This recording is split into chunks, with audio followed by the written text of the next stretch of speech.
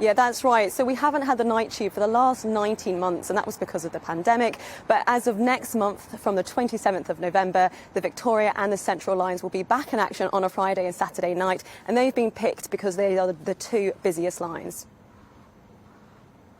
This is personal to me, as I was the mayor who launched the night tube back in 2016, and I know how important it's become. Not only to the confidence and safety of Londoners travelling home at night, but to London's thriving nighttime economy. The Central and Victoria lines were previously two of the busiest lines on the night tube network, and they provide crucial links between large parts of the city and central London. Restoring them next month will help many businesses which have struggled during the pandemic, like bars, clubs and restaurants. And crucially, these two lines will also provide another safe, quick travel option for Londoners travelling home at night after making the most of what our brilliant city has to offer. Well, is this announcement, Alice, by the Mayor for London, is it enough for campaigners who are worried about women's safety?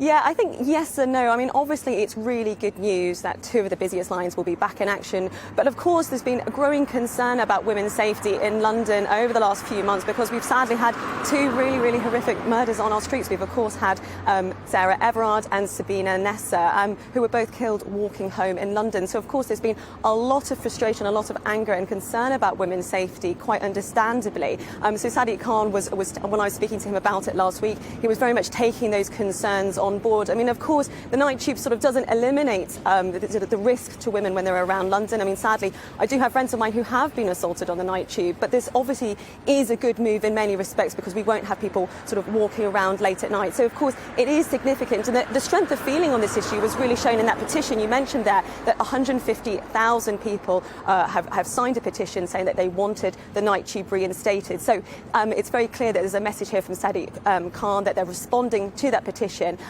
Whether it goes far enough, I think we'll have to see, because, of course, if you don't live on those two lines, you may say that this doesn't go far enough and that you still feel that it's expensive for you to get home for your nights out, and also you don't feel quite safe enough yet. Yeah, because, Alice, the more expensive option then is getting a taxi, isn't it? An Uber or a Bolt or one of those firms. I know you've been speaking to them. As it feels like the tube is starting to get back to normal, is that the same of our taxi services too?